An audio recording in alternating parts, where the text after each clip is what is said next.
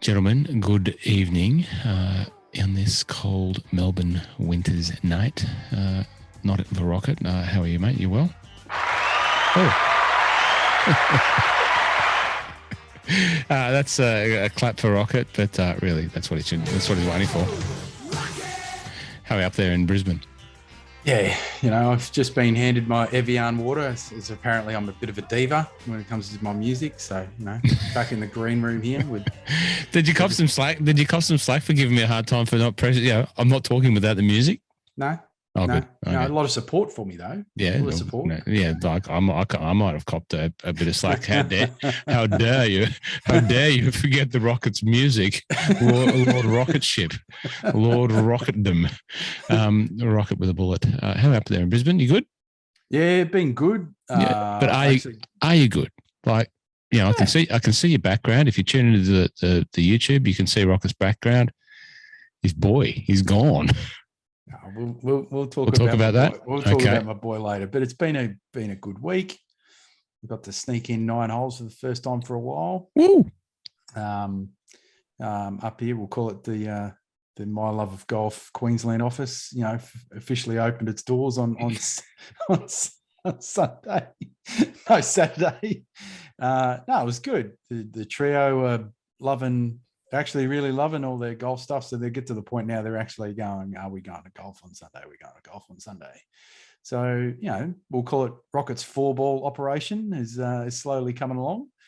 Apart from that, just looking forward to when my boss gets back because tired of wearing 5 hats. Well, Rocket is genuinely growing the game. You can't question the use of that terminology in this podcast. And when Rocket's talking about growing the game with these triplets, there are 3 of them out there. Are any of the how's the development of the triplets game? Is someone starting to forge ahead with ability and dragging the other 2 along, or is are they all sort of still into it, or what's going on? No, there's no one sort of standout. The one that seems to take it the most serious is probably Phoenix, so the girl, but that's not unexpected. And then the boys, they're getting there. The one that would, Elijah, who's probably the one that I would say would throw the towel in the fastest. He will have his moments, but he still sticks around with it and he loves it. Or he's enjoying it. I wouldn't say he loves it yet, but he's enjoying it. And I think you can see the little bug where, all of a sudden they crack onto one and you see the look on their face and it's like that chase. And it's like that little, it's just like that little chipping away and like they're trying to just get that little bug is going to slowly get them and they'll just keep chasing. And if they just keep chasing it, then, I just keep pumping lessons into them. That's all it comes down to. Phoenix, Elijah, and Hunter. Okay. We'll keep at it, kids. Because do they listen to the podcast? Do they now say, Dad, yeah. we're on Mrs. board. Rocket will put the YouTube thing up and they giggle at me. Sit down and watch your dad. Exactly. Eat all your tea as well. Don't come out until you finish watching your dad and your tea's finished. Yeah, poor kids. Yeah. Poor kids. Speaking of dads, good day to Dad up there in the Hunter Valley. How are you, mate? Thinking of you in a couple of weeks when we're in Scotland. And anyway, thanks for your card. Your Bon Voyage card arrived today. Still a week and a half to go, but I appreciate it. That's the mention that I am going to Scotland, still going. The Golf Digest turned up today. Hold on.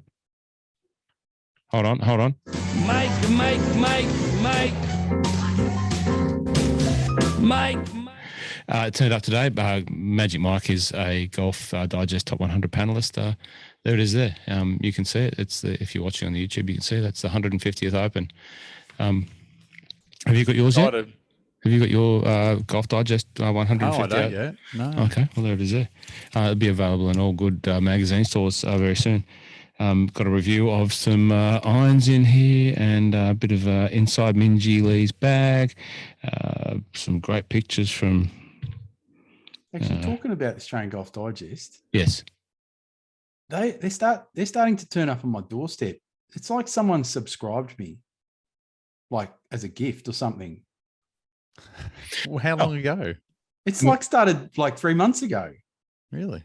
And it wasn't. I just. I'm like, Does that mean you've made it onto someone's media free list? I don't know. I'm serious. I like one turned up and I'm like, well, that's a bit odd. Then the second one turned up and then the third one's turned up. Addressed to you? Addressed to Rocket? Is it like, because no one knows you as Rodney Heron? No, it's just turning up in the mail. In like a plastic wrap? Yes. Oh, wow. Jeez. If you are at the Australian Golf Digest, this is not a plug. That wasn't a planned plug. I just got my copy. Jeez, I wish TaylorMade would do that with their clubs, have them turn up in a letterbox. Mike Caridi, Ascot Vales. don't. Do you get yours? Do you get one every month, Mike? Yeah, I do. Yep. Oh, you do. Okay, he's already you're on your list. Yeah, good. Yeah. Anyway, it looks good. The claret jugs on the front cover. I actually have a stack of them. I actually was going to go to my local golf course here in Essendon, and the boys there have got their own little clubhouse down underneath. And I was actually going to say to them, "You reckon any of you would like these just sitting on the tables there, and everyone can flick through them? I think they'd probably, rather than me chuck them in a recycling bin, they might like that." You might be the most generous golf giving person that I know. Like I saw you bloody. Did you send the Golf Junkies something from Big Dog the other day? I did. I sent the Tour Junkies boys. Big Dog, the Valuables pouch. Yeah. How long did it take for Mark to produce that bad boy? Not long. I sent him an email about it, and then I said I sent him the logo, and he said loved the logo, and he mocked it all up, and had him turned around pretty quick. He's been flat out though. He's been very very busy. And posted out and then sent it over. Done. What a great story. And now I don't know Mark. I've never met him. I've shared messages with him because I'm currently waiting on, after, probably 12 months of deliberation and consternation about getting a head cover or getting several head covers. Might be part of the growing, and well done, gents. This is not coordinated, but just pop up. You've all got your uniforms on. Yeah, great. We've all got the hoodie on. Everyone gets a pass mark in this class for uniform wearing tonight. Well done. I just wanted to sample Mark's work, and hopefully he's making one at the moment that I can take to Scotland. So Mark, if you're sitting there with my head cover on the sewing machine, can you get it? You've got a week to go.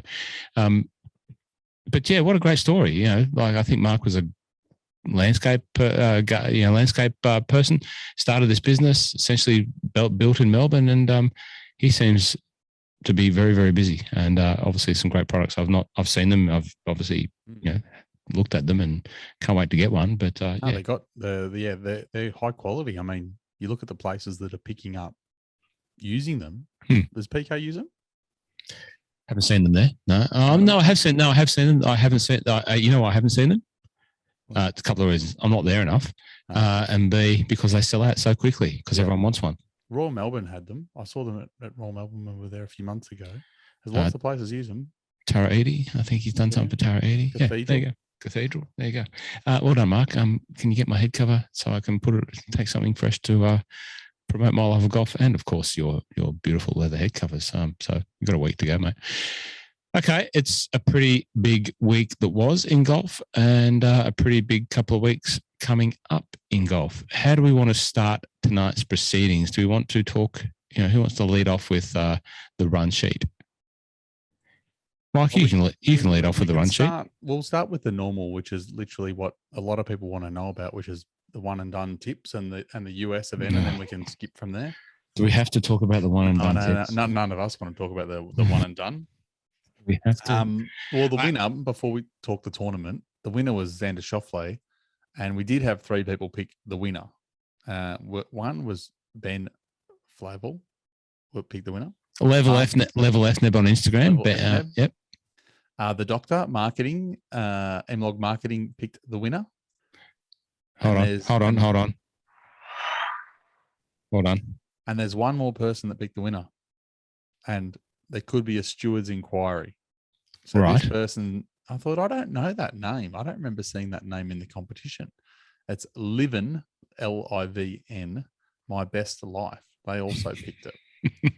Now, I'm not going to share who it is, but I do know who it is. But it's their second account that they've started recently. So they were in the competition already weren't going too well, thought they'd start a second account with a fresh slate of golfers and see if they could do any better. And I believe their new account is pretty much caught very quickly up to their old account because now they've got a fresh batch of players to choose from. So it'll be interesting to see how that person goes. The leaderboard overall still sitting nomadic golfer first, Michael Lloyd. There is nothing between them. It's $300,000 between them. 3-putter or die in third. The doctor is up into fourth. No 3-putts in fifth. Yes, a doctor is in fourth. Rocket. Sorry, go on.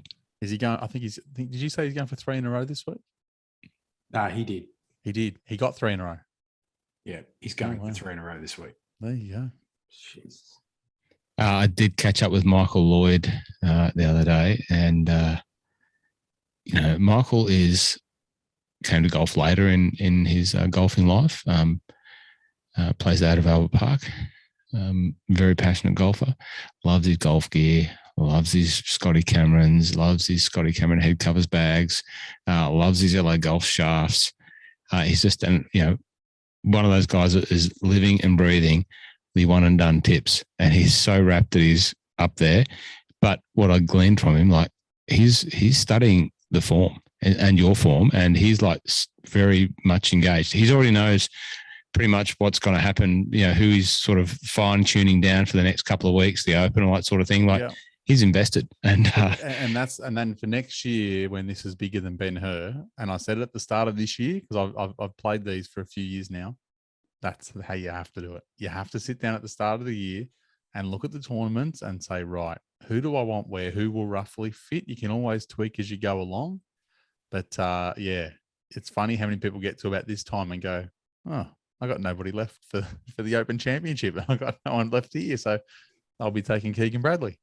I've definitely not got Tommy Fleetwood left for the Open Championship, and thank F for that. No, well, to be fair to you, Ross, Tommy Fleetwood made you $23,678, which is exactly $23,678 more than Rocket and I got with Mark Leishman as our selection last week, who missed the cut by a shot. But the event, Rocket, tell us about your boy, your boy who finished clearly fourth, had a chance to win it at one point. Yes, young Michael Thorbjornsen. I'm not even going to. Thorbjornsen. I've got a question about Michael Thorbjornsen. Mm-hmm. If Torbjorn, if that's the Thunder Bear, Thorbjornsen, is he the son of Thunder Bear or something? What is that? No relation. Is he the one we called Thunder Cub about 6 months ago? Probably. Thunder Cub, because he's okay. Anyway, sorry I interrupted there. I did see his name pop up in the rundown, obviously, and I thought Thorbjornsen. What does Thorbjornsen mean? Is it the son of Thunder Bear or something? No. Anyway, okay. No. Sorry, I interrupted. There must be some Nordic heritage in there, but he's born and bred in Cleveland, Ohio.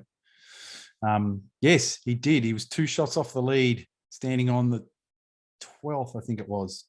Gone out in 31, 5 under, birdied the next couple on the front, coming, and then went bogey and kind of just derailed his charge, but still finished fourth. Like, amateur. He's an amateur. Finished fourth. I don't know whether it makes it easier for him knowing money's not the problem. Nah, it's still. He's still. I don't think it's the money. It's he's still trying to win. Oh yeah, definitely. It's just the pressure, right? All of a sudden, if you think you're an amateur, and someone like him, and you're near the top of the leaderboard, guess what the crowds are going to do? They're going to be like, "Oh my god, look at this!" And so all of a sudden, there's this different energy. So then all of a sudden, the adrenaline's going to be pumping. All these other little things that you're probably not accustomed to when you're playing just normal college events and stuff like that. And how do you manage all of that? And it's not abnormal to see them get to that point and then fall off, because like it's completely new territory for them. That there hasn't been a amateur winner PGA Tour event since Mickelson in 91. there's been plenty that have come close. You know, David Duval held the 54-hole lead and had a 3-shot lead with 9 holes to play at the old Bell South in 92. Finished like 6th. Bell South Classic. Can I interject for a second? Just to add a little bit of clarity around why Rocket can speak with such high authority on being an amateur and featuring on a leaderboard. If you if you caught Rocket's Instagram post where he was just trying to get some praise to Australians and Tasmania's great Matty Goggin, you would see that Rocket did feature on the Tassie Open leaderboard as an amateur amongst players that went on to play and have successful careers on the PGA Tour. I'm trying to find the one from 1997 because I finished, I think, tied for 7th that year. And if you saw the leaderboard, you would be suitably impressed. Well, just reach out to Golf Tassie. They've probably got that there in the annals there somewhere. It's actually been really hard. Like the Golf Australia website's rubbish. Imagine it's Australian golf and the PGA. All the archives are. What was I going to say? Yeah, that was good. There was a few big names up there, like Snake Charmers. Yes, you got the. I remember that one. So the babyface assassin was just ahead of you. 94. If anyone has a look at that, I still remember I was 17, and I remember it was at Ulverston Golf Club. It's a fantastic place. Mr. Timmy Wise was actually cruising into Ulverston this week, doing the rounds down there, and I still remember standing on the range, and I'm just a wee whippet, and you see the likes of Brendan Jones. You've got Greg Chalmers, who'd won the Australian Amateur the year before. No, he won it that year. I think 94. Yeah, I think that's right. Jared Mosley. There was Jamie McCallum. I've already said BJ. There's a raft of other names that I'm standing on the range. It was really hard to concentrate because you see some of these people hitting golf balls and you're like, oh, wow. It's quite amazing. Shout out to Jamie McCallum, another fine Scottish Australian too, by the way. Coaches down at Albert Park there, and he's been very kind. I don't really know Jamie, but he's certainly sent some people to me saying if you're going to get fit for some golf clubs, come and see Ross because he seems to know what he's doing. I've had lessons of Jamie before. A million years ago, he's a champion. Yeah. So all of us Scottish Australians are, mate. Yeah, that was good, Rocket. I liked seeing that. I looked at it and thought Rocket's got to be in here somewhere. When I got down the bottom, there he is. Beautiful. I drew a line under it. Well done. So you do speak with authority about being an amateur and feature on a leaderboard in and around PGA Tour stars.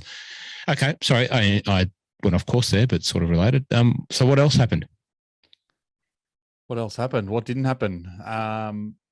It was a pretty boring week, honestly. Like it was a week where the picks went well. So the data late came to fruition. The one that was on top they got was Xander Schauffele at the start of the week, and he won.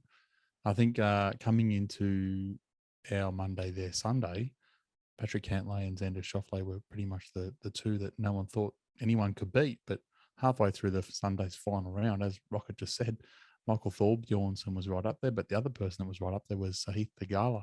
And he was someone that I think a lot of people were cheering after his Phoenix Open near miss. He got one up, standing on 18, hit his little drive into the bunker on the left-hand side, right up near the lip.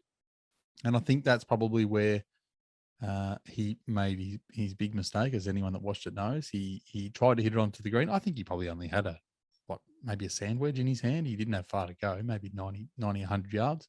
And I've heard an interview since where he said that no, he had enough room to get it up. He just didn't hit it very well at all, and left it in the putt. Ended up making double. Was bit unlucky with the putt. It was a tricky downhill putt, but yeah, making the double opened the door right up for Xander, who was one shot back at that point. Xander went on to make his birdie on the 18th and win by 2. But I think, I think I tweeted it that right there was the point where he needed to make the decision. If there was any chance he was going to leave it in there, you're chipping out. Don't do the if I don't hit this right it might just trickle out and we'll be okay. That's Give you a chance to make the 4 and at worst be in a playoff. Exactly. Yeah. I had someone messaging me who'd been following the lake, and they had some shekels on Xander, and they were like, "Oh, this is nervous." And I said, "No, this is not an easy up and down here. If he doesn't chip out, he's got to chip out, and he's going to struggle. He's going to battle to make par." Then when he left it at his toes, I was like, "Oh, this is not good." Theegala, if you're Theegala, and you don't feature, in the top front page of the leaderboard for any more events this year, do you sit back and think, not a bad year? Oh, definitely. Yeah. Oh, he's got a future. There's no doubt about that. Huge future. Yeah. He's an exceptional golfer. I think he'll probably just kick himself because it's like when we talk about, majors, we always say they only give out 4 a year. They only give out, as much as we talk about the PGA Tours on every week. You have to be playing exceptional golf any given week and ensure that no one else around you is doing exactly the same to pinch one of these wins. And to have yourself in that position takes unbelievable luck and skill and talent and everything else. And to be there twice and have a couple of things go the wrong way and cost yourself, he'll be kicking himself. Absolutely be kicking himself. Well, if I was him, that sounds silly. I think he would reflect back and think that was pretty good year. He probably will feature again, and hopefully he does. But it's learning. He's young, he's early in his career, and it's good to make these mistakes while you're in contention, and hopefully he can learn. And I think we'll see him win something very in the next year or so. They might win this week. Yeah, well, that'd be good. Okay, so Xander wins. The lake wins. It's a win for a good week. Lake is undefeated. Yeah, Lake had a very good week, and the people in the Discord channel are very happy because the tips, or the Lake got posted in there. I think it might have been last Monday, so they had a full week to look at it, and they had a good week. And I should say, I did see we had a new review on maybe Apple iTunes, and if anyone is out there that hasn't done a review or hasn't done one in a while, go and do another one because it does help. Do the 5 stars and the review. But the review was from someone in the States, and they said, I can't remember the name, but they said, love these guys and blah, blah, blah, how good we are, which is, not surprising because we're very good. But it was something like, and I love the data lake. And then they said, I won a Minwoo on the US Open. So some blokes walking around the United States talking about winning Minwoos. Minwoos from the data lake. I did love that. It's crypto down, Minwoo up. Yeah. So that was good. But anyway, anyone out there, if you haven't done one or you haven't done one in a while, make sure you do. It does help. Just a public service announcement on that. Those sorts of, if you do listen and, you just skip through and you're on Apple iTunes and you watch it there, most of the people that listen to podcasts, still 60-70% of podcast listenership comes through Apple. If you get the chance there to just hit that 5-star and leave a review, we'd really, really appreciate it because it lets us know, you like, and even if you don't like it, good or bad, it doesn't have to be 5 stars. Review however you think. But it does help, and it means, obviously you could just tell how excited Mike was there to get a little bit of feedback. Everyone likes some feedback, me included. 200 episodes in, so please, that'd be great. Appreciate it. Data Lake, how many of the top 15 actually featured? Oh, good question. There would have been a few. I know that Cantlay and Cantlay finished up there. I don't think Theegala was up there. One of the dirtbags in the lake. I want to drown him because he cost me a Minwoo. Yeah. It's funny because the top 15 is good if you want to look at, it's like sifting for gold. You get the top 15. The top 15 is going to give you a really good shout because that's all based on the data.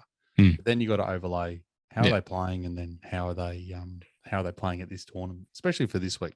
John Deere is a tournament where you get a lot of guys that play well there and just play well there forever. Zach Johnson.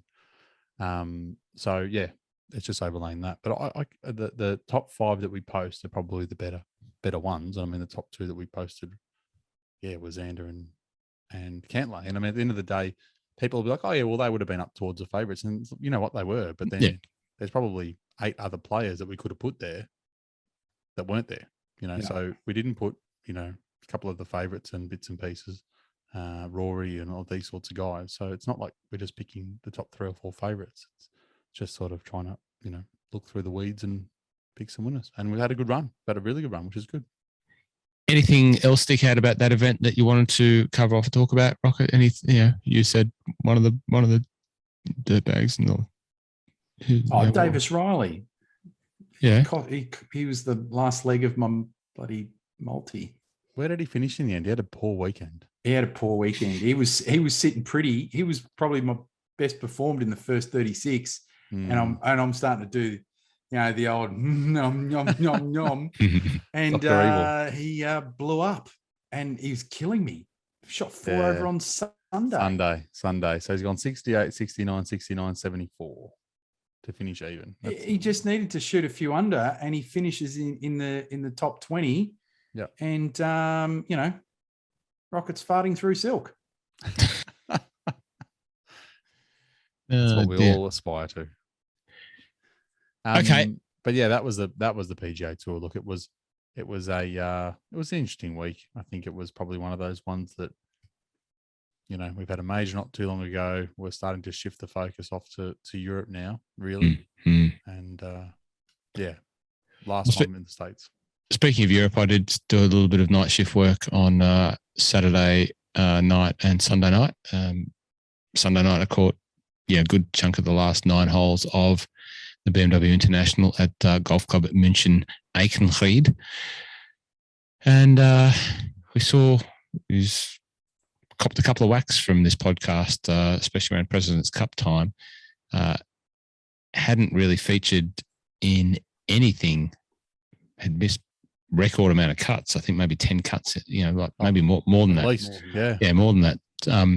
Hao Tong Lee, he played the last 2 rounds a lot like, I don't know Hao Tong Lee. I've never met him.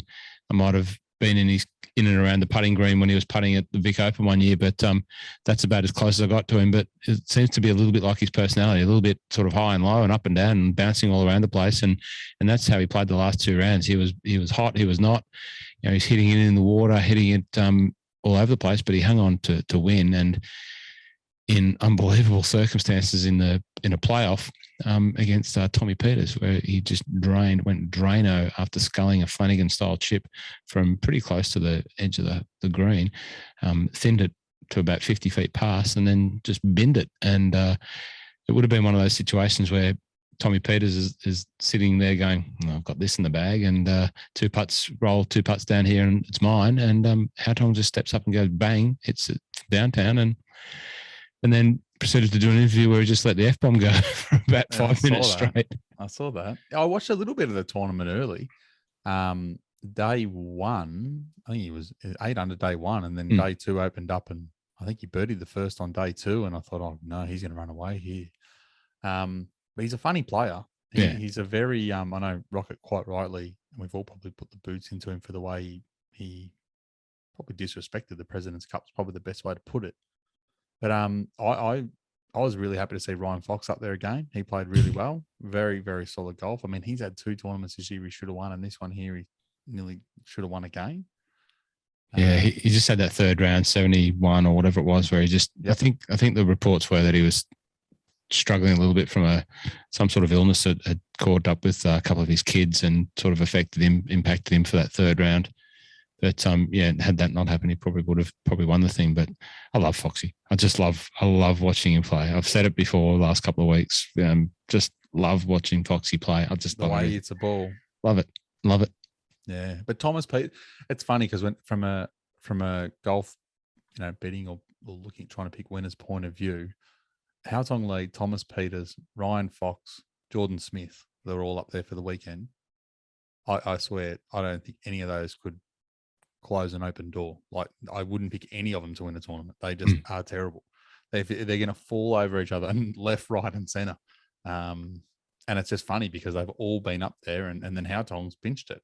And like you said, I can't remember what the number was, but he missed a truckload of cuts and hadn't done anything for a while. But he had shown flashes. I reckon it was about a month or 2 ago. He was in the pics that I'd posted because he was showing some really, really solid form, but just not really delivering on it. Well, he went full emotional outburst, and rightly so, on the 18th green there when he won the tournament in the playoff, and basically said, as has been reported, he was pretty close to giving up the game. So good on you. Do you know what the best thing about all that is? Sorry, no, go. It shows that he cares.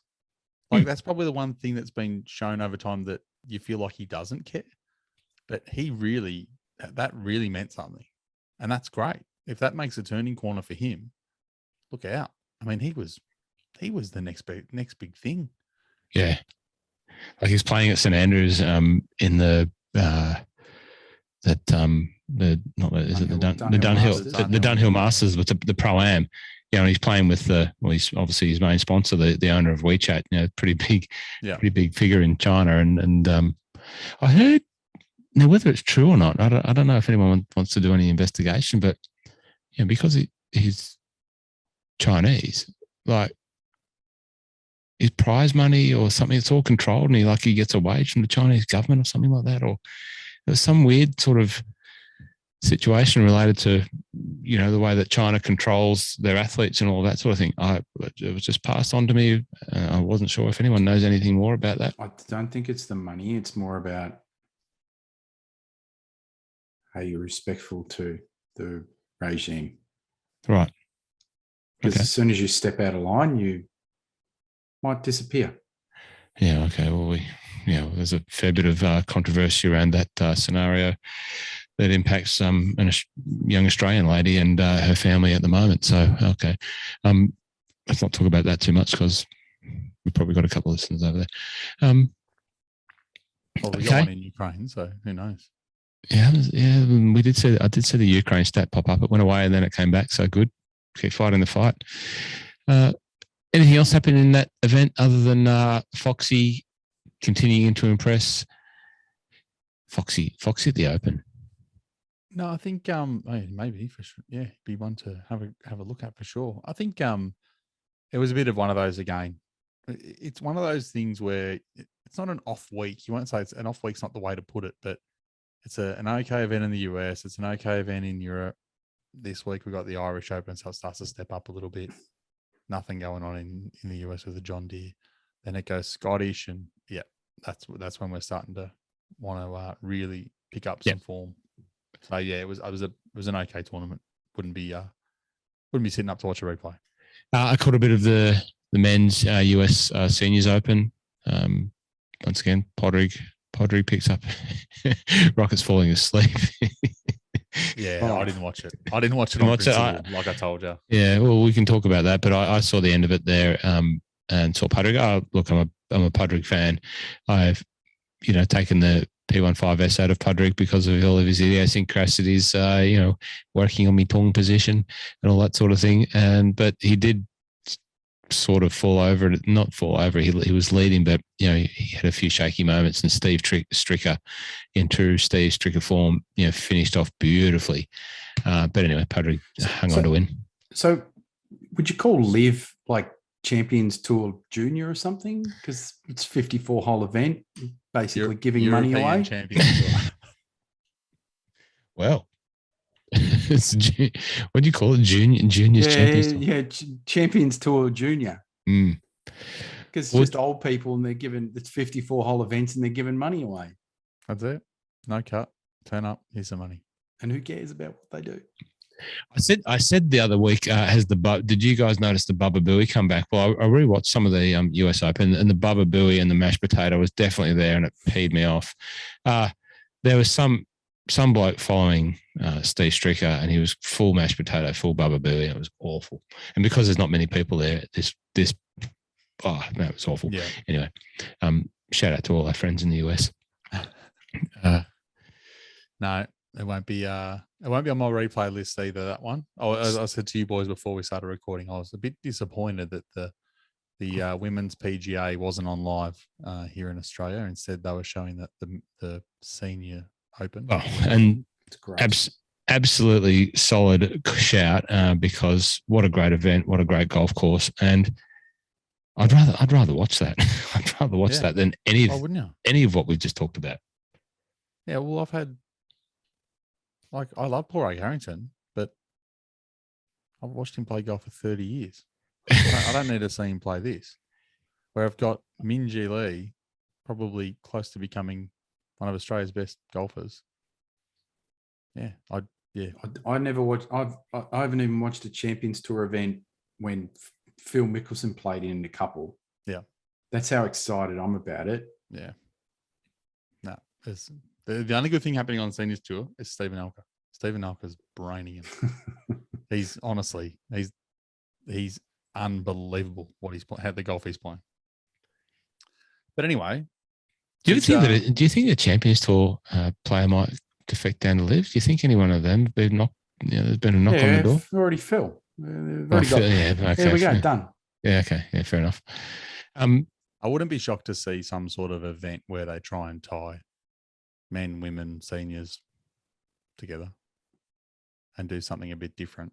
But no, I can't think of anyone else that would be worth their time bringing over.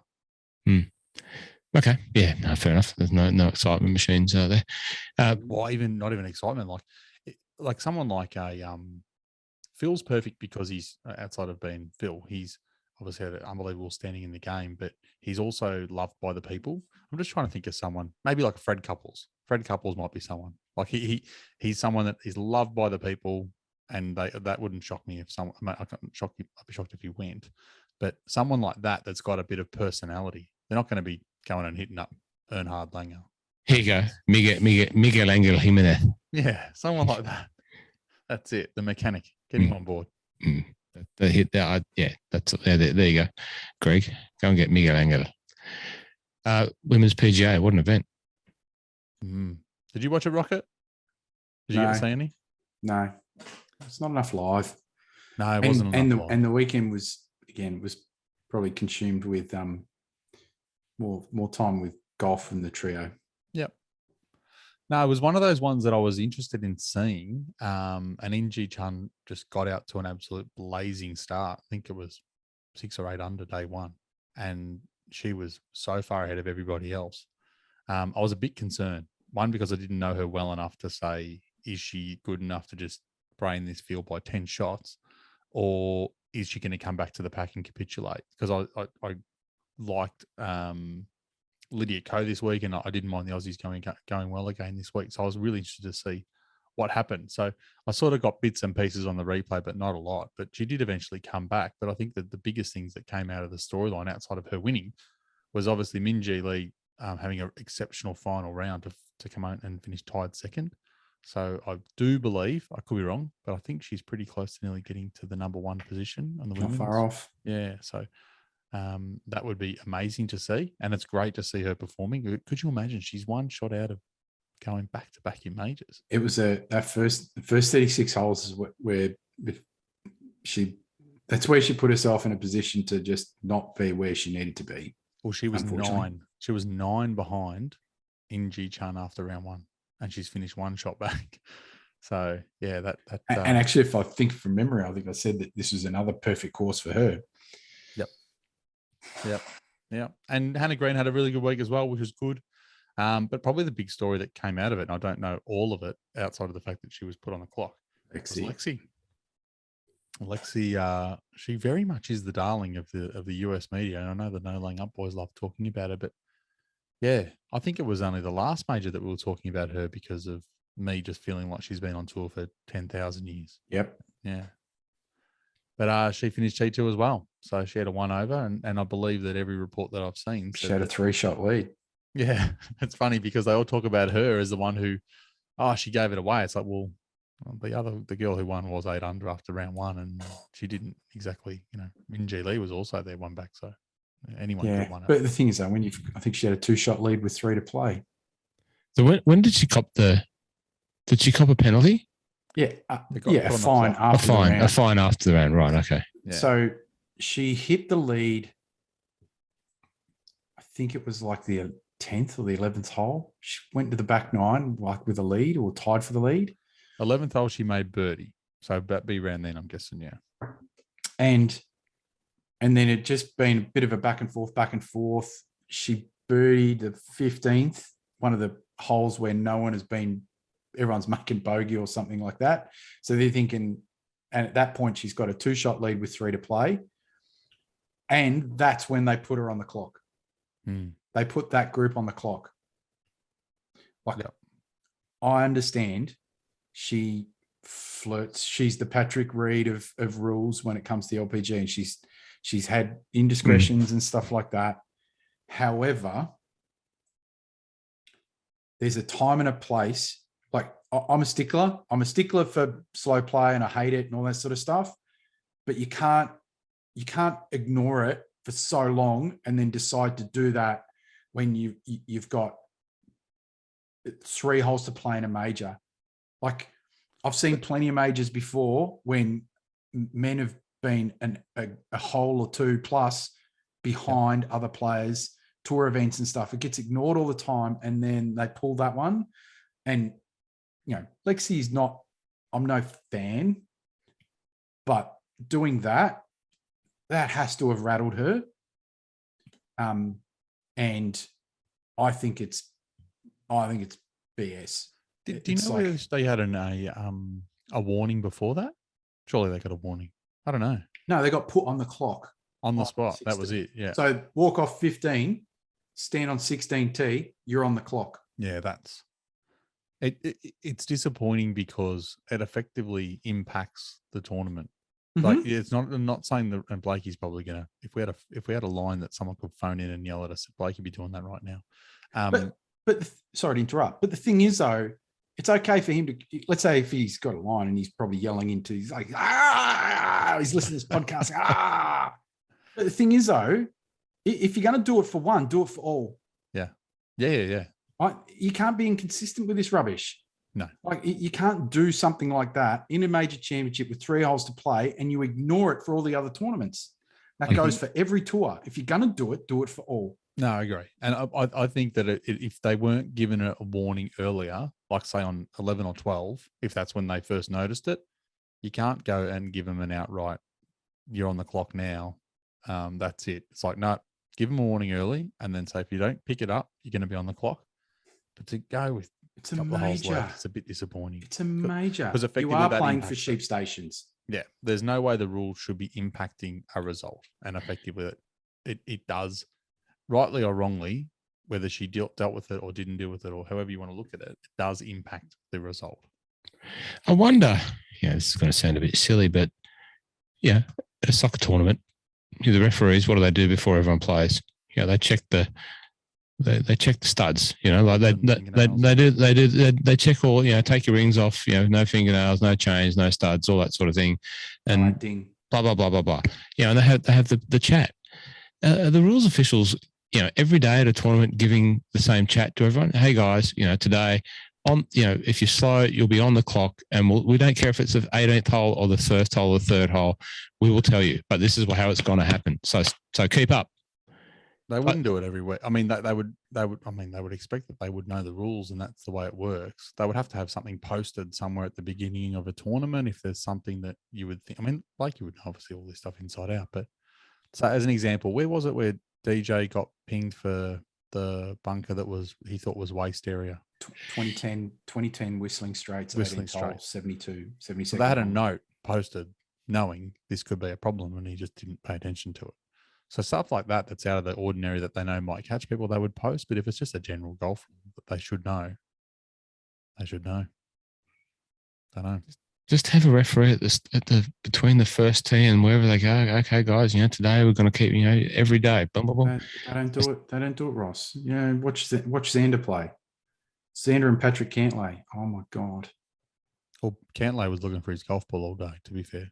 So my God. He was putrid. Those two are they are so slow. They are so slow. Yeah. They almost make Bryson look like a speed golfer. Congressional, look, from the little that I saw of the latest PGA, the women's PGA, sorry, it looked magnificent. Good redesign. They've unfazioed it. Is there a Fazio course that you like, Rocket? No, it's not a Fazio course. Oh, Fazio F'd it. Oh, right, yeah, sorry, okay. Yeah. So it was unfazioed. Yeah, that's what I mean. So is there anything that Fazio's ever done that you are a fan of? Because I think if I remember rightly, there's one up in Arizona. It's in the top 100 in the US. It's not bad. Okay, we'll leave it at that. All right. All right. What's next? So this week, big tournaments everywhere. Well, let's just get the big stuff out of the way. Strap in, people. Strap in. Let's get the exciting stuff, the stuff that everyone's waiting for, the stuff that Rocket's background's alluding to. We're leading in. I thought we were going to say John Deere then. Everyone's waiting for the John Deere Classic. Oh, let's do the John Deere and we'll rant about the other stuff later. Let's swim through the double lake. All right. We talked about Mark Hensby, the US Seniors Open. I did call time on his professional golf career at the end of the year. We've spoken about Mark Hensby on the podcast. I've interviewed him at the Mental Mastery Golf podcast before, played junior golf in and around with Mark Hensby, two-time winner on the PGA Tour. He was a former winner of the John Deere Classic many years ago. So it's probably an event that's always going to be special to him. And he's in the field. Is that right, Mike? He is in the field. Oh, that's the signed flag I've got somewhere from Mark Hensby. He's carrying form. Finishing the outright third at the US Senior Open. I'm sure he's in the field because when I was looking through, my head nearly fell off because I thought, I'm sure he retired this week. But he's finishing out the season. But he is definitely playing. I just can't find him on the list. Mark Hensby at that tournament. So there was a group of John Deere have like Mercedes-Benz and Audi and all of those guys. They have a tournament with all of their dealers. And if you win the tournament nationally, you go to the final. Well, a group of Australians won, and they're from up in the Hunter Valley. And one of them was Mark Hale, who also played a lot of junior golf with, and around Mark Hensby. And they won the year they got to go to that tournament. And I think around the same time, Jeff Ogilvy was going and getting married. They crashed Jeff Ogilvy's wedding. There you go. Why not? Small trivia. I don't know where that came from. Anyway, sorry. It is a tournament where people have a history of playing well. So like I was saying before about Zach Johnson, he's run from about 10 years ago. His finishes in order were second, third, first, second, third. That's pretty reasonable golf at this tournament. The people that I like now, everyone, there's a caveat and a warning for the John Deere Classic. This field is nothing short of slightly, probably about, I'll say, a shot and a half average scoring better than your local B grade tournament. This is a really, really ordinary field. I think when they first put a market up, Daniel Berger was about $8, which tells you how well this tournament's going. And then he went and withdrew. So it's not very good. Webb Simpson, who hasn't even been playing very good golf for a year and a half, is the favorite at $13. So that sums it up. So the top 15, which I think people want to know now, someone did reach out and say that they can't wait to hear who's in 15th. And it has changed because 2 players did drop out. So the 15 are here. Tyler Duncan, Ryan Armour, John Huh, Lucas Glover, Webb Simpson, Austin Smotherman, Adam Hadwin. No, sorry. Smotherman. Adam Hadwin, Nate Lashley, Adam Svensson, Emmanuel Grillo, Chad Ramey, Chucky Triple Sticks, a.k.a. Charles Howell 3, Hayden Buckley, Chase Seifert, and Lanto Griffin. Now, taking all that into account, who have I got? Now, I've highlighted about 8 people, and 2 of them I probably, at least one of them, Webb Simpson, I won't be betting because he's $13. So Tyler Duncan, Adam Hadwin, Adam Svensson, of that top 15 of the guys that I like outside of Webb.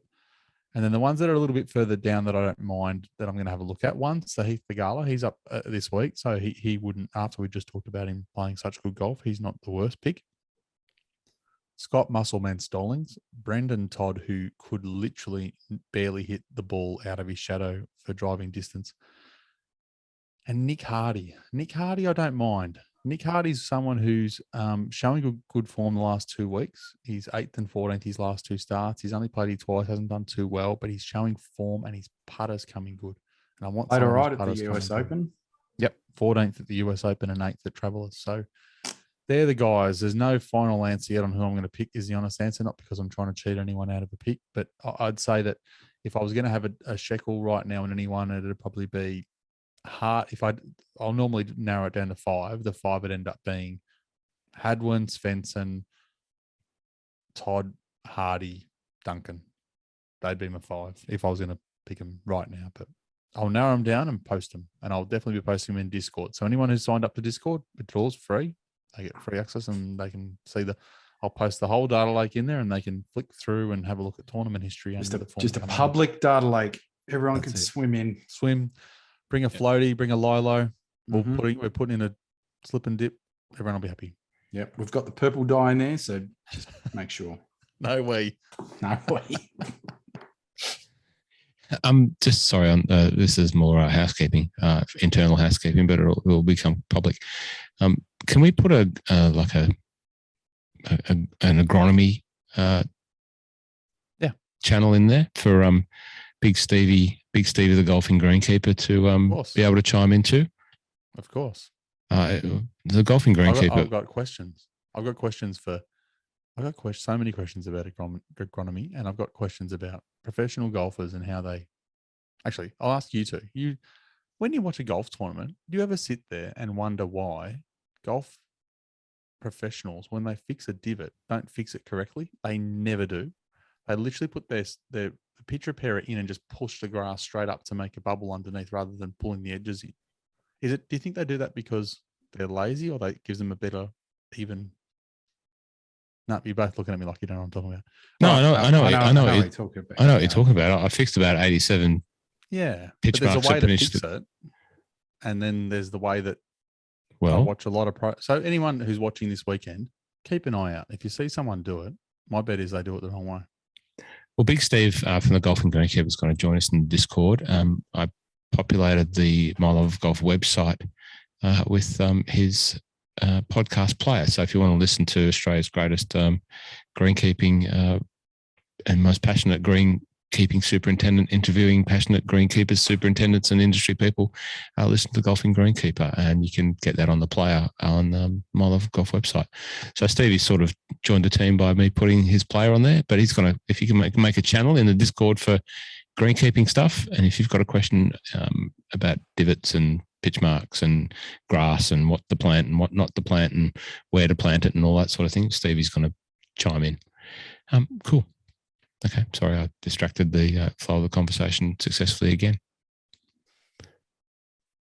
Sorry, that's when you guys pick it up and keep it rolling. No. That was fine. That was good. I can do that. So that's it. That's the John Deere. I'm not going to tell you about the course. I'm not going to tell you anything. You can all keep an eye out for the little tractors they have as tee box markers. It's not going to be a great tournament. I think it's the last spot into the Open though. Correct. Is that not still the case? Yeah. Yep. When it gets 3. The top 3, is it? Oh, no wonder there's people turning up. There you go. The other tournament we should probably talk about before we start talking about money bags is Irish Open. Herbie defending. How does he stack up in? Is there a lake for Irish Open, or I don't run a lake for it. Not for Europe. GDPR privacy principles do not allow us to run a data lake there. So the requirements were too high. If anyone does want to look at a basic data lake, my advice would be to look up a gentleman called Smart Golf Bets on Twitter.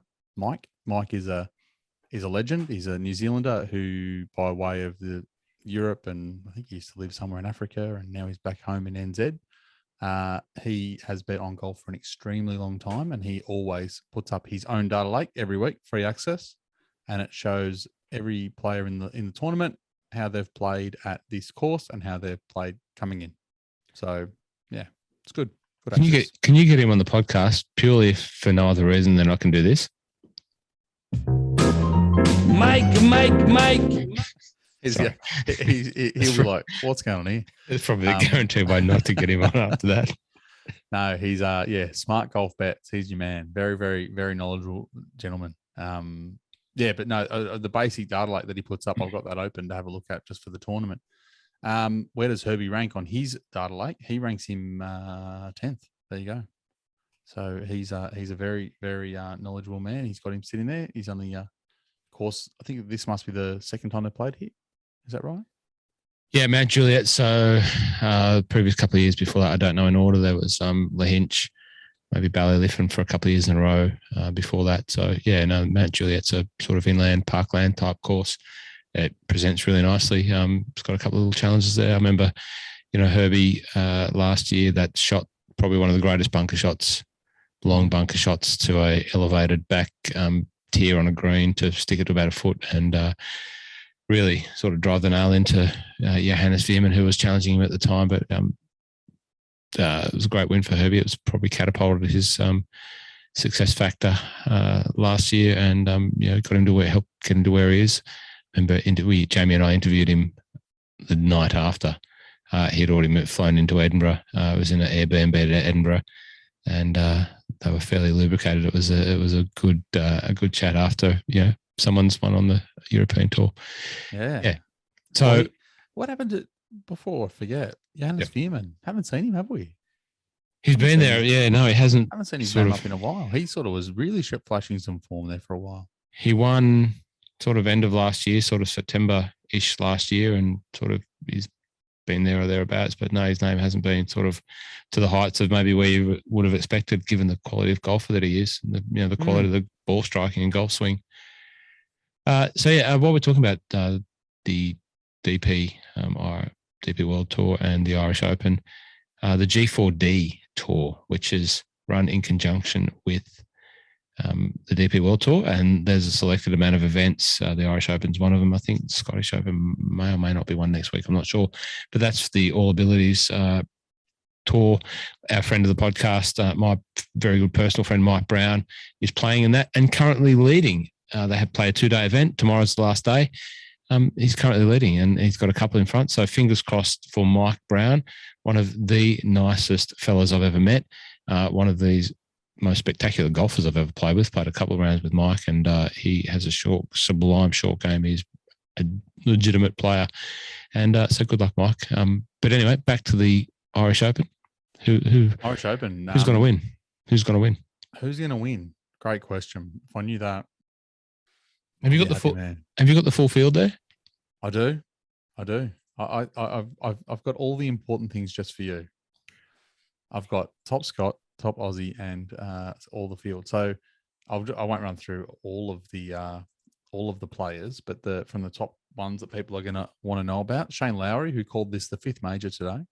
Seamus Power, Thomas Peters, Tyrrell Hatton, Ryan Fox, Aaron Rye, Jordan Smith, Adri Arnaud, Adrian Maronk, Lucas Herbert, Rasmus Hogard, Min Woo Lee, Romain Langasque, Pablo Loazabal, Thomas Detry, Poppy Mack, Johannes Veerman, Eduardo Molinari, Kurt Kitayama, Richie Ramsey, Troy Merritt, Antoine Rosner, starting to really scrape the barrel.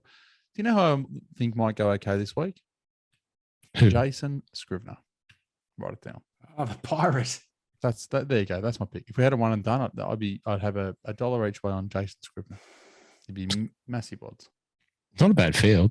It's a great field for a tournament where you have to think that anyone's over there wants to play the Scottish and then the Open Championship. So to be turning up 3 weeks before and seeing this is great. I know the PGA Tour tips some money in, and they'll be tipping even more in next year to the Irish Open. So yeah, that's good. It's good to see people turning up. So is there, when you say PGA Tour tips some money in, there's no shared status or anything on this? Not this year not officially, but they've put money into the Irish Open, I believe, this year. But from what I think the understanding was, and this is way before LIV came on board, was that in the next season, the Irish Open, I believe, will become a shared event and with a fair bit of money behind it. That was the plan when they announced the joint partnership. COVID times. Yeah. Do you know? Have they announced? Do you know where it will be next year? The Irish Open. Don't know. No. Geez, I'd love to see it go back to one of those gnarly links courses. I think that'd be awesome. Anyway, how many Irish players are in? What's the Irish flag contingent look like in the rundown that you're looking at? I don't know that, but I can probably tell you. I can find the top. Oh no, I won't know because they don't do a top Irish player. They do a top GB and IR. So that'll be the closest I can get for you. And if I try and guess who's from Ireland and who's not, someone's gonna pen me a letter. No, we'll give it a crack. Come on. And shockingly, there's about 500 people from GB and I, so I'm not going to even bother. Lowry and Power are the top two, so they're obviously there. The next one, Paddy Harrington, Matthew Jordan. Would he be Irish? Don't know. Nah. After that, I'll be guessing. There's a lot of people there because you got to remember GB and I over there is a long list. Well, good on Seamus Power and Shane Lowry for turning up to their home open. It's great support. That's the sort of support that Aussie golf needs to have when big tournament golf returns to us. I figured out how to do it. There you go. I now got the list. Shane Lowry, Seamus Power, Paul Ray Harrington, Niall Kearney, John Murphy. That's shock horror. John Murphy's from Ireland. Mark Power, Paul Dunn, David Higgins. That's it. Okay. Paul Dunn, he's a good little golfer. Yeah, good on you, Shane Lowry, for turning up. Seamus Power, legitimate star on the PGA. Talked about him a long time ago, but he's doing really well on the PGA Tour as well. Yeah. The Aussies are Herbie, Minwoo, Scriv, Maverick Ancliffe, Scotty Hand, and Zach Murray. It's all playing there. Oh, for you, Ross. Zach Muzz. He kicked my ass in pennant about 5 years ago. Now, importantly, Ross. Yes. What the people want to know. Who's going to be top Scott?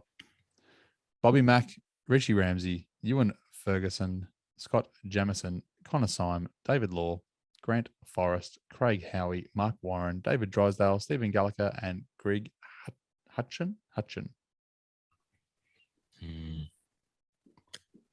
Bobby Mack. I'm going to back Bobby Mack into some form leading into the Scottish Open. You're on the train as well? No. No. I'm going to but he's been straight. He hasn't been playing great. Like he hasn't been playing. I'm going to take Ewan Ferguson. Okay. Based on? No idea at all. Absolutely. Just because I didn't want to pick Robert McIntyre or Richie Ramsey. Because next up, Brian Ferguson coaches at Albert Park. There you go. Next to Jamie McCallum. Exactly. It's Ferguson. Yeah, okay. I've got a question. I've put together, I got this little 5-day window in Scotland when Mrs. My Love of Golf goes down south to visit her sister and she's leaving me alone. And I've put together a night at accommodation in Dundonald. I haven't booked the golf part of it yet, but I'm just waiting on that. So Dundonald links. I've got some new accommodation and a new clubhouse, which none of that was there last time I was there. There was no clubhouse. There was a new golf course, and that was it. So I'm staying there, getting on the ferry at Ardrossan, going across to Arran to have a round, and I'm meeting up with Lynx Robbie at Shiskin Golf and Tennis Club on the Isle of Arran, and then getting the ferry on the other side of the Isle of Arran and going across to Kintyre, where Robbie is going to take me and show me Dunavity, Macrahanish. I might try and fit in Mac Dunes. But the question is, this goes back to Bobby McIntyre. If you go about an hour and a bit north of where I'll be in Kintyre, so Kintyre is that leg of Scotland out there in the west that's only 12 miles away from Northern Ireland. If you go about 2 hours north, drive up there, you get to Oban, the town of Oban, beautiful seaside ferry town, fishing town. You can get the ferry out to Jura and South Uist, where Ashkenis is and all that sort of thing. Someone suggested I should go and play Bobby Mack's home course as a bit of a, not a tip of the PK cap to the big Bobby Mack. Should I do that? Yeah, why not? Why wouldn't you? Okay. And they also said, and there's good fish and chips. So, tick. Okay. And before I forget, yep. I'll just look it up for you. Next year's Irish Open is at the K Club. Yeah, I'm with Rocket on that. Everyone's a bit excited by that by the sounds of it. Yeah. So many good golf courses in Ireland. Yeah, the Key Club. Now, Rocket. Now, this is where we all put ourselves on mute and you can give us the rundown on this week's main event in Portland. I love how Rocky gets left with the LIV rundown. Tell us what you know about wherever they're playing. I wouldn't even know. It's Pumpkin Ridge, the Witch Hollow course. Pumpkin Ridge, Witch Hollow course. I think they might be playing a bit of a composite with the Ghost as well. I'm not 100% sure because they've got the private and the public. Witch Hollow is the private, Ghost is the public. And that's the site of the 1996 Tiger Woods US Amateur, where he played Steve Smith in the final and they went to playoff. That's also the one that Steve Smith said to Tiger to move his ball back when he nearly marked it in the wrong spot. I was thinking of that when I was playing golf on Saturday afternoon with my Love of Golf marker, because on one side it says Magic Mike and the other side it says My Love of Golf. And that was the day when Tiger from thenceforth, whenever he had to move his ball out of someone's line, he turns his coin upside down. So that way it reminds him when he goes back, oh, the coin's upside down. I got to move my ball back into, because I had to move it out of somebody's line. So I was trying to remember to do that. I didn't have to move a ball at any point, but I just thought of that when I was looking at both sides of the coin. Which side would I mark it with? Magic Mike? Would I make more parts if it said Magic Mike or with My Love of Golf? Yeah, there's some good videos on YouTube covering the 96 US Amateur. And again, another one of those ones where he's like, I think he was like 5 down after 18, blah, blah, blah. Yeah, everyone knows the story. Was that the one where he's wearing the straw cap and the white? No, that was 94. That the one before.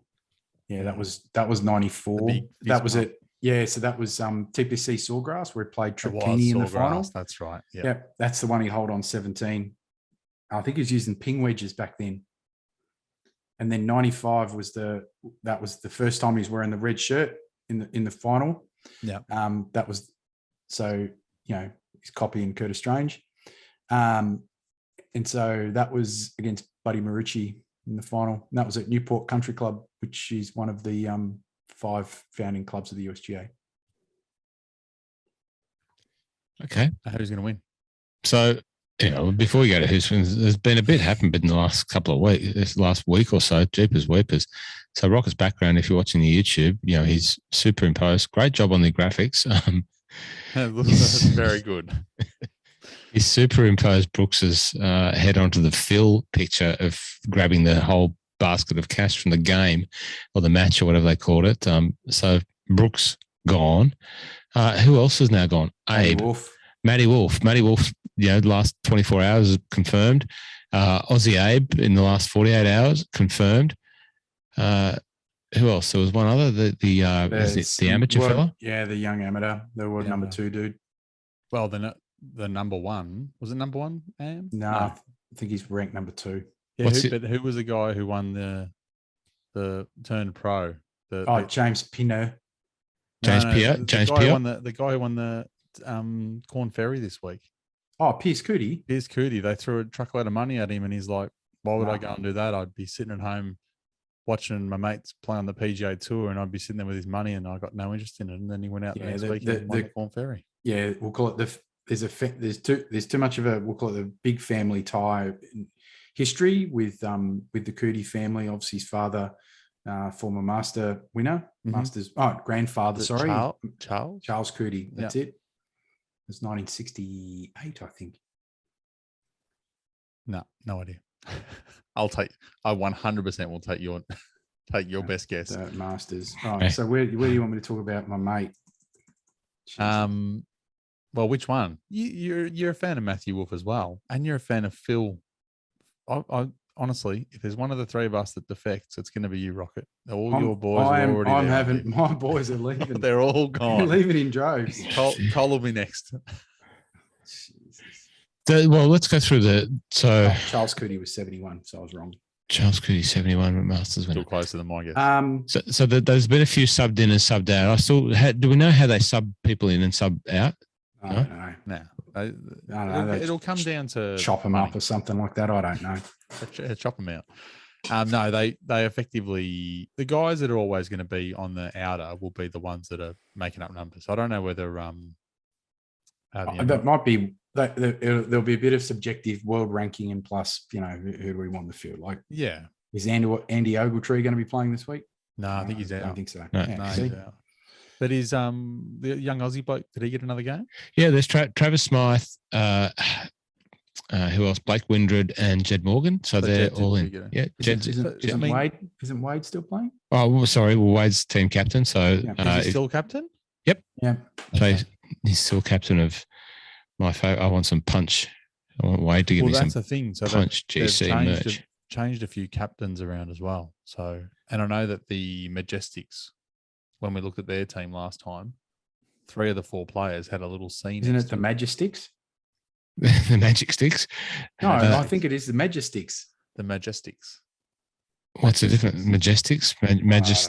Majestics. There's not major. They're not major sticks with the blokes that are in there. Isn't that? Was it Westwood, Poulter? Yeah, there's no major sticks. Well, let's go through the team captains. So we've got the Stinger GC, Louis, the mattress man, Oosthuizen. Talk GC, Hideto Tanihara-san.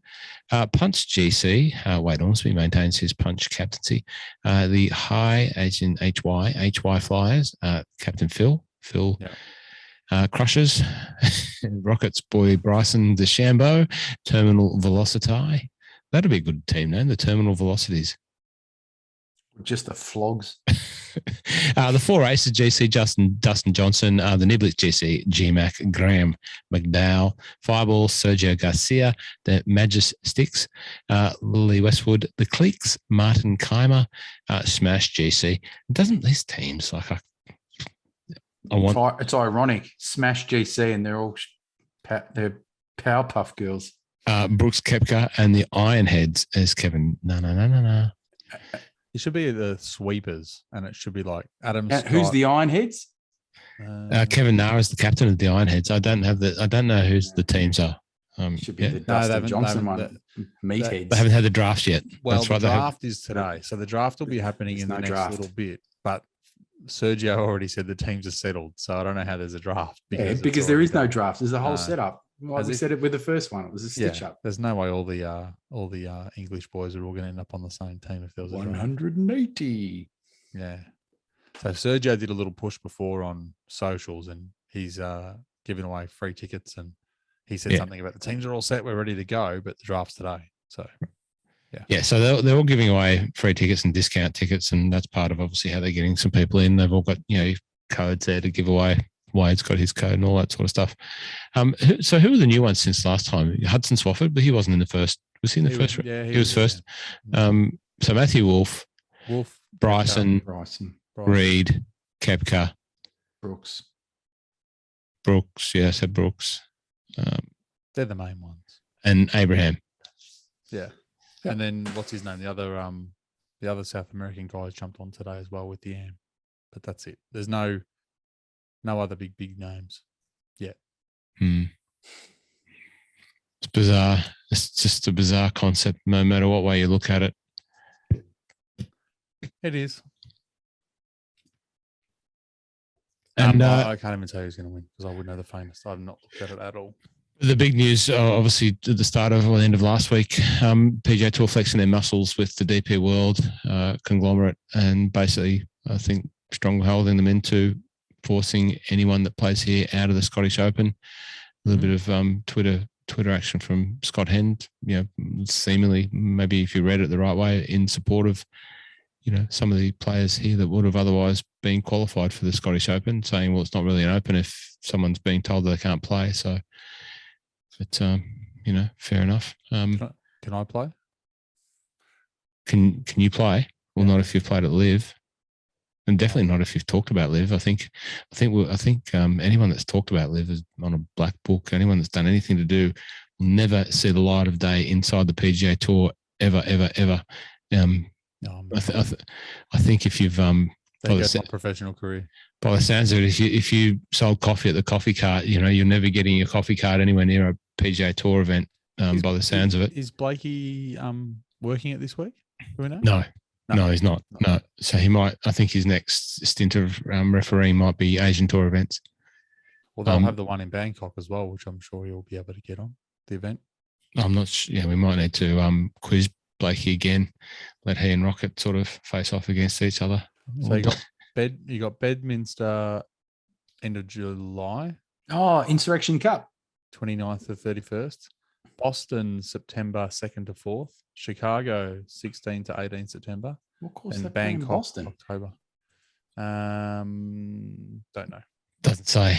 Always Rich Harvest Farms will host. So Chicago Rich Harvest Farms. That is not in Chicago. Okay. Where is it? Somewhere in Illinois. It's about 55 minutes out of the city. Okay. Like Geelong. Yeah. Now, have we finished with LIV? Because we have to remember one thing every week. Right. The questions from Discord. No, I've got them, Rocket. You're safe. Who's going to win? Who's going to win LIV? I honestly wouldn't have a clue. Okay. Kevin Na. There you go. I'm not joking. It's an American. I don't know anything about the course, but if it's an American style course, I'll go with an American PGA player. And Brooks is not playing well. Maybe Brooks does love money though. Oh, what do you think, Rocket? You don't think Brooks can win? I literally don't even know what to think. Kevin Na and Brooks both do like money. Here's the thing, is that everything he said for the last 5 years got blown up in smoke by him doing this. Because like the whole not wanting to have too many sponsors, to have all this freedom, be able to do whatever he wants, blah, blah, blah, blah, blah. He signed with restriction. And it's like, is he worried about his body breaking down and needs to sort of cash in while he can? Because I actually think that's what it is. There's nothing more than I'm just trying to cash in while I can because I don't see the next 5 years going any better. Because is he worried about his knee and his body? When do you think he flip-flopped? You know, like he's flipping flopping for ages. And I think it's one of those things, right? So I can't remember who made the comment. It was like, I'm not playing. How about this much? Nah, I'm supporting the PGA Tour. How about this much? No, I'm supporting the PGA Tour. How about this much? No, I'm supporting the PGA Tour. How about this much? Yeah, I'm coming to LIV. What's on your price, They just kept jerking the price up until, it was like, it's just too much. I'll say my guess would be sometime around his wedding, way before he did the press conference at the US Open. Yep. That's why I didn't want to talk about it. Yep. 150 mil guarantee. I don't even know what it is, but I'm assuming it's like 150 mil. Yeah. It's insane. It's just insane. So Rocket's being offered now to jump to the LIV podcast. I'll take him. My LIV of golf. I'll reject the offer as if TaylorMade just kick me out. Just need a set of burner. I just need some MBs. I just need some new set of MBs. Maybe some MG3 wedges. What would you have? What would you choose in the TaylorMade family if you got the choice? Between the MBs and the MCs on the irons. Yeah. I'd pick the MCs because they're my initials. That's it. I did look at those, but Callaway, man. I did have a game of golf today. With the Callaways? Yeah. Were they good? I do like them. I'm trying a new shaft in the Callaways. It's the Project XLS, the low spin. So it's a little bit like that C-tape, that brush steel, stepless C-taper that probably has been around for a long time. It's a little bit like that, sort of a taut low spin shaft. Feels nice. No, I really like them, and I like the lofted irons. And for chipping, I had a few chips from off the green today, and it's not my strong point. And I just went with like an 8-iron and a 9-iron that's got a nice little bit of bounce on it. I did also, while we're talking about Callaway, did also try the new Jaws Raw Wedges. So I got my hands on a couple of early samples. You would have seen some of the pictures I posted. Took some nice pictures. I did. They look great. Yeah, so they're really nice. So Roger Cleveland is obviously Callaway's chief product designer for the last 20 plus years. Still, when they hear Roger Cleveland, people still think that Cleveland Golf is Roger Cleveland. It's not. Hasn't been for a long time. Roger has made pretty much every wedge that Callaway have put out for a long time. If you see the R stamp on the hosel, Roger's probably had a fair degree of influence over anything. And the new Jaws Raw wedges are great. Raw, what's raw? It's a rusty face. Basically, it's not coated. Your clubs, Mike, are covered with a coating, and they leave that chrome plating off the face, and the face rust, and allows them to make the wedges short. They're really nice. But yeah, no, the Apex TCBs are really good. I tell you what, I got some old rusty Vokies in the cupboard. Yeah, I've got some right here. Right here. Hold on one sec. These are mine will be 20 years old, I reckon. There you go. Right there. That's it. You know how much I got these for? $10. 10. How many? I got three of these for $30. Oh. This is a 60. It's almost like Tour Editions I got last week for 40. That was a bargain. Yeah, that was a real bargain. 62. $10. So I'm going to get Mulligans to redo this. He's already redone one set. I'm going to get him to redo it. I need to just tour pro shops and just see if I can find like gear in bags. No, well, they were $30, but my staff member wanted to get rid of them. He said, you can have them for $10 a club. Yeah, okay, no worries. So no, they weren't that exclusive of a fine. There wasn't a great story about the fine, but anyway, no, they're there. They get used in the backyard.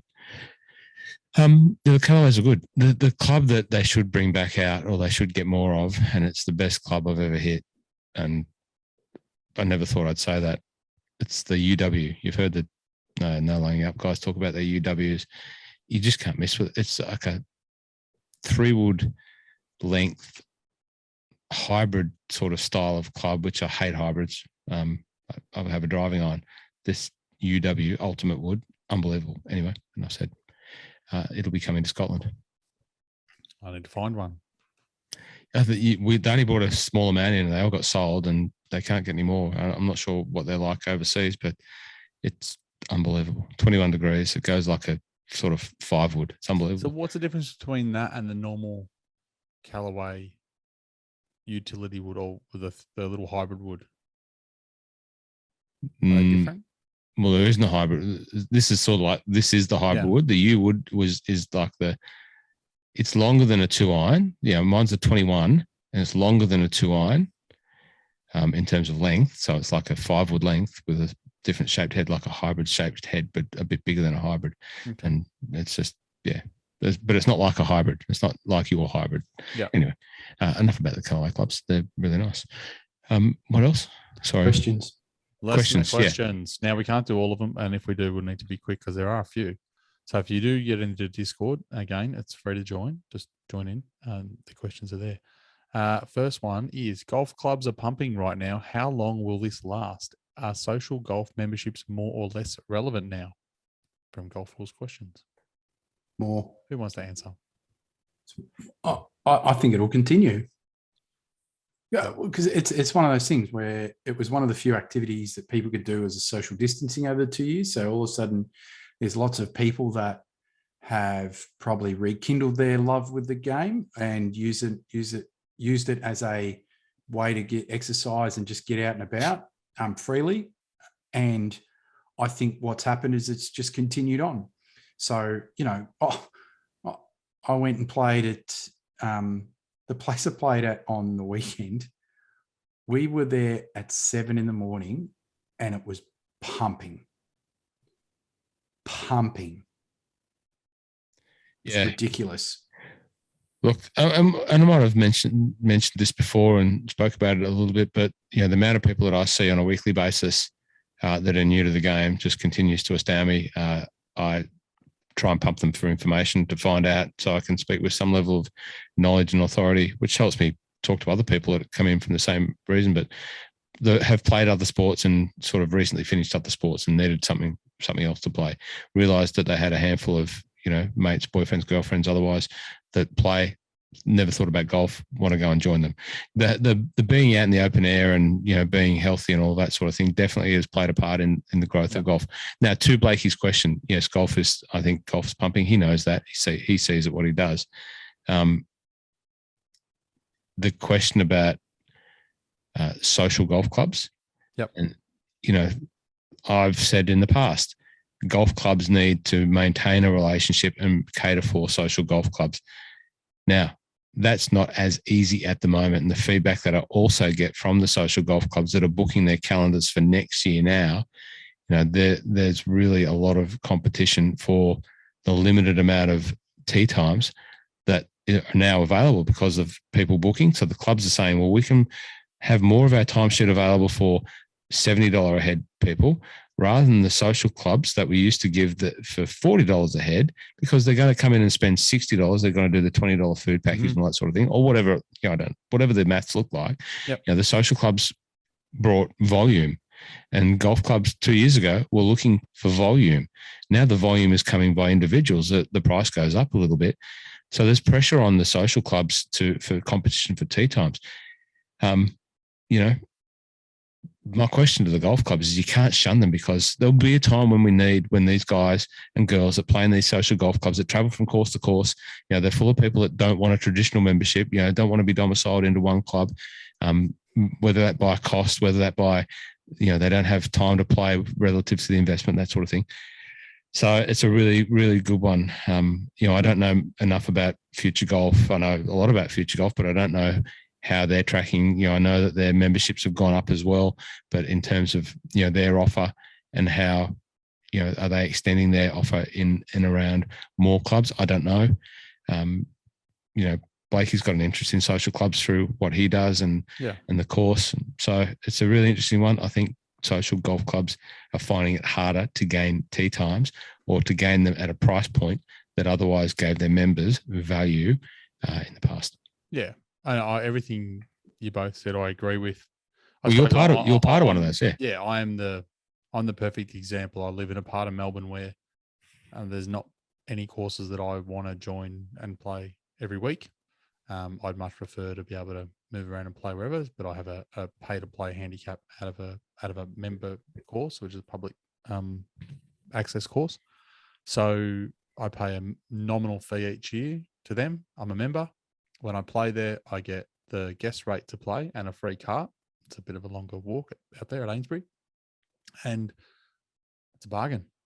I can play anywhere. I've got my GA handicap. I can play anywhere. I've got my social golf group, which we play. Now, as you said, Ross, we've booked our courses. We play from October until April, and we've already booked our season.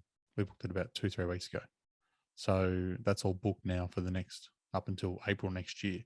And so when you call in these courses, they've got someone dedicated. Moona Links, Janelle down at Moona Links, that's all she does. Look after social groups coming through.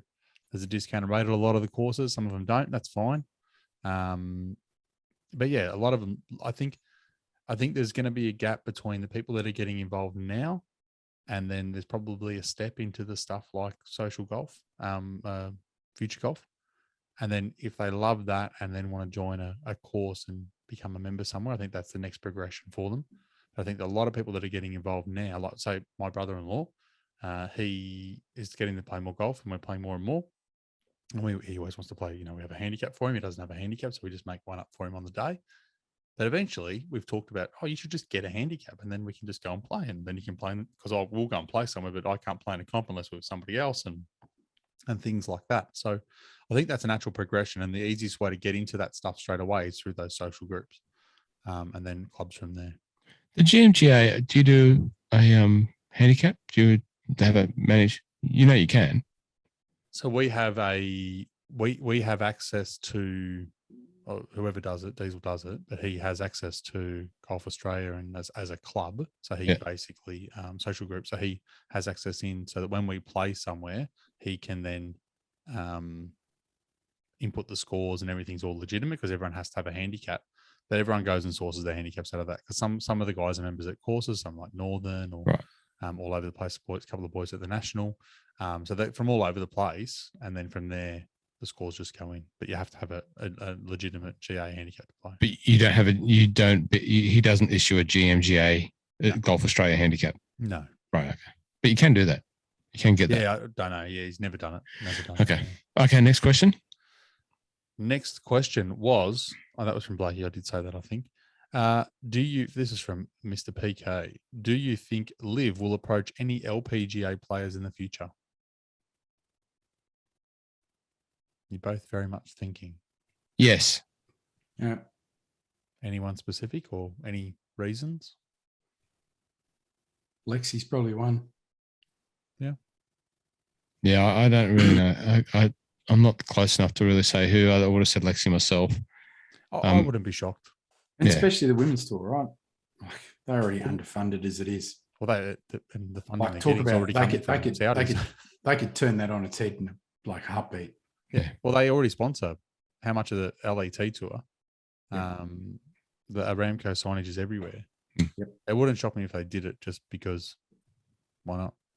Yeah, well, and a lot of the players are Aramco sponsored personally as well. Yep. Nordsy's Aramco sponsored. Charlie Hull, Aramco. There's another young British lady who's Aramco sponsored. So there's a handful.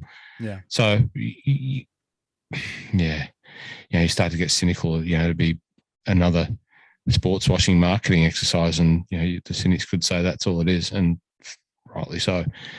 From a golf perspective, and challenging the status quo and doing what their brand part, marketing part says that they're doing, every team should have a woman golfer in it. Whether there's a women's golf team or every team has a woman in it, it should expand the field a bit and go for it. That's the thing that they won't. Oh, here's the spider web that you will never get out of. Right? Everyone talks about Saudi Arabia and their treatment of women. Go and peek over the back fence of the United States and what happened in the last week. Oh, once again,